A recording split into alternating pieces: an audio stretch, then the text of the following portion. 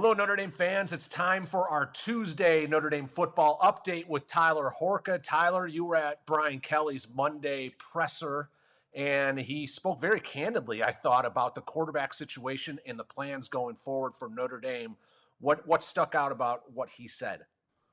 Yeah, I guess I'll kind of recap the last two Brian Kelly press conferences on Mondays as it pertains to the quarterbacks. And it's kind of crazy. 2 weeks ago, here he was, and he wouldn't say anything about the situation. He said, "We have our guy. We know who our guy is that's going to start at Virginia Tech. And you guys will see on Saturday who that is." Well, it ended up being Jack Cohn, obviously. And now you go, 2 weeks after that, and here he is saying, "Yeah, Jack Cohn is the best. He's the guy that gives us the best chance to win. You're going to continue to see him start games, and you're going to see freshman Tyler Buckner come in with his little package. And obviously he had to spark in the running game. We got to see him a little bit more as a passer against Virginia Tech, and that was up and down. There was good and bad. Everybody saw what happened there. So it was just interesting to see.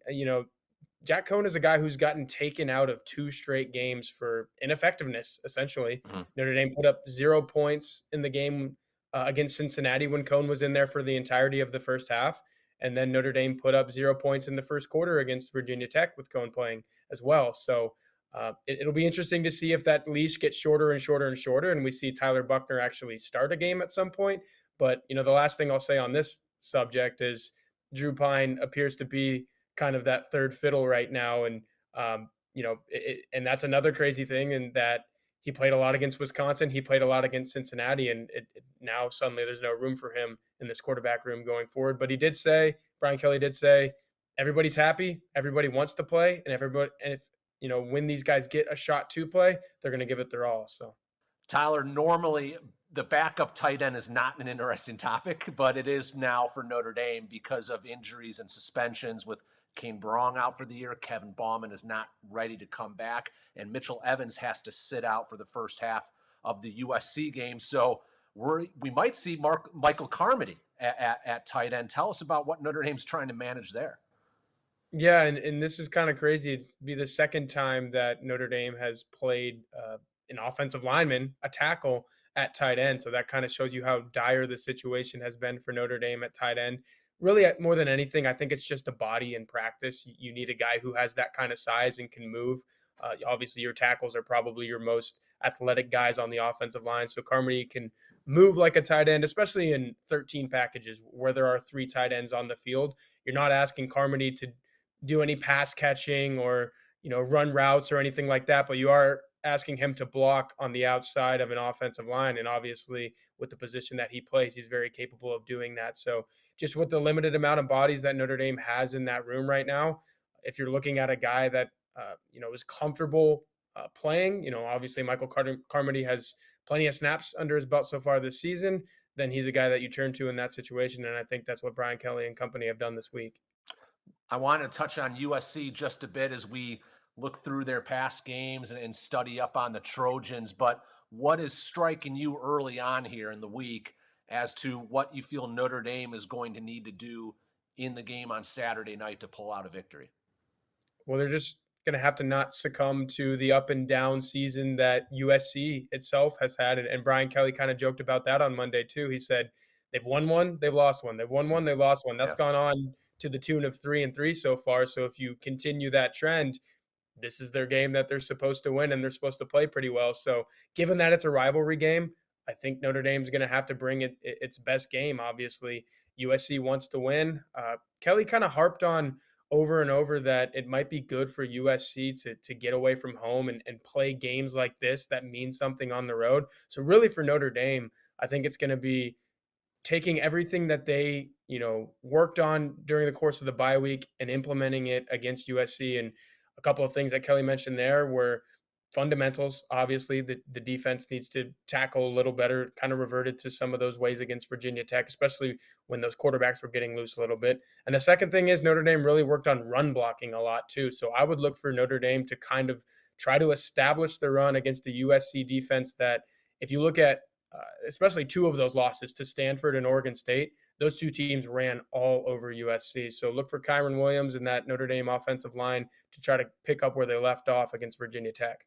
Yeah, USC's rushing numbers just in general, their rushing offense is 93rd in the country. Their rushing defense is 67th. So they're having some trouble winning the battles up front. And as we record this, we still don't really have the answers to a couple of injury situations USC has. We might learn more about an unbelievable edge player they have in Drake Jackson, who suffered an injury earlier in the season.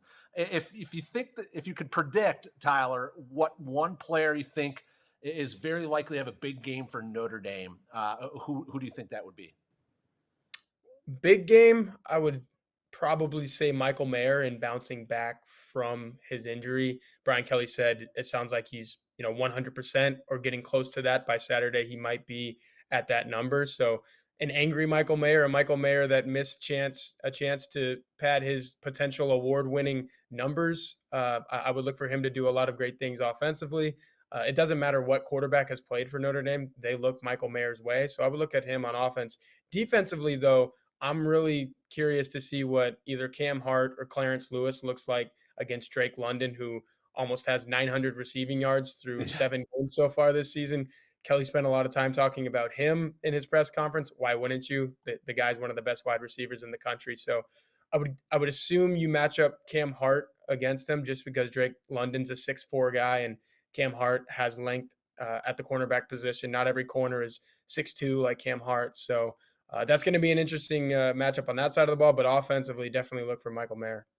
Yeah, I agree with you on Michael Mayer. USC's linebackers are under a lot of criticism this year, and I think that with a healthy Michael Mayer, that's going to be a tough matchup.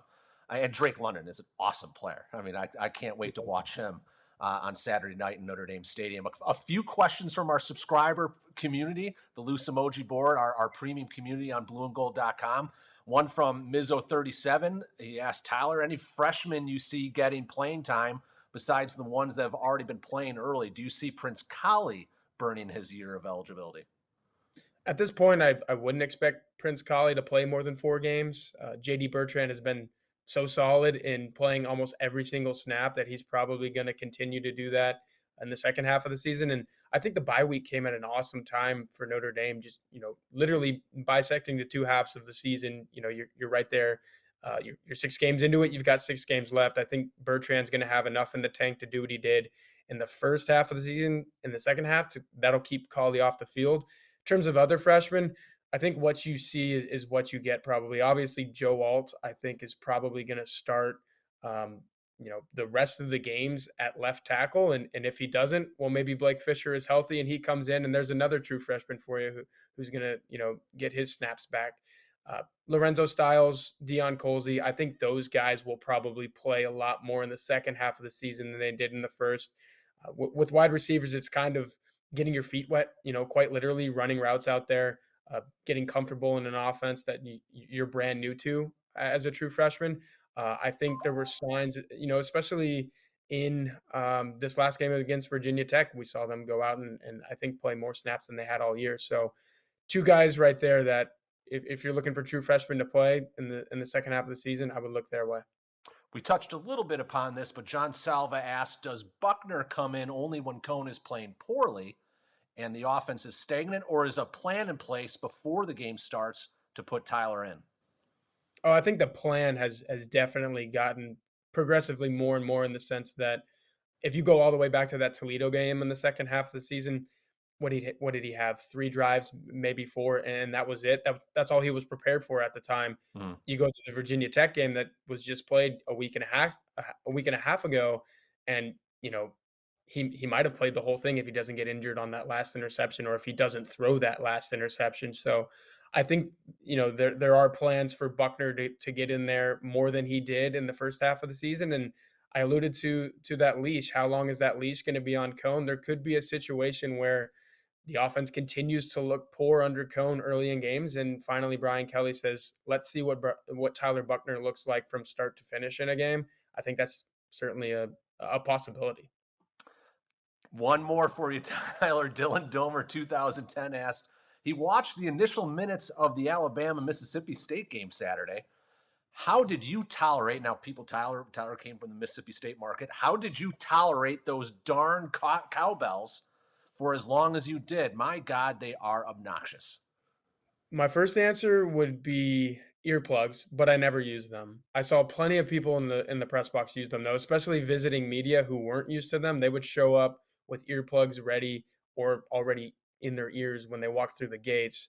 Secondly, I don't know. I'm just a college football connoisseur in the sense I like traditions. I mean, covering the first half of a Notre Dame season so far, I've just been enthralled with, when the Irish Guard comes out there. I had never seen it in person, and that's awesome. And so cowbells are just another one of those things that come with the territory of where I was.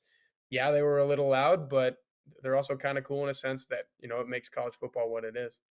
All right, thanks, Tyler. Everyone, stay tuned to blueandgold.com. Make sure you hit like on this video. Please subscribe to our YouTube channel. It's USC week. Fun times ahead in South Bend, Indiana. Tyler, enjoy the game Saturday night, by the way. Yeah, more tradition. This is just another one of those games that make college football what it is. So I can't wait. All right, bud. Have a good one.